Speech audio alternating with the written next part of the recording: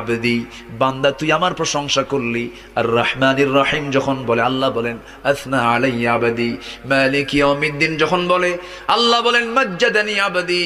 এরপরে যখন বলে ইয়াকা না'বুদু ওয়া ইয়াকা নাস্তাঈন পর্যন্ত যখন বলে আল্লাহ বলেন বান্দারে তুই আমার কাছে কি চাস, প্রাণ খুলে চা রে বান্দা। ইহদিনাস সিরাতাল মুস্তাকিম থেকে শুরু করে নিয়া ওয়ালাদ-দাল্লিন পর্যন্ত যখন বান্দা বলে তখন আল্লাহ বলেন বান্দা নামাজের মধ্যে এমন প্রেমের খেলা খেললি বান্দা, তুই যা চাইলি সব আমি আল্লাহ কবুল করলাম। ওই বান্দা যখন রুকুতে যায় আল্লাহ তখন অস্থির হন।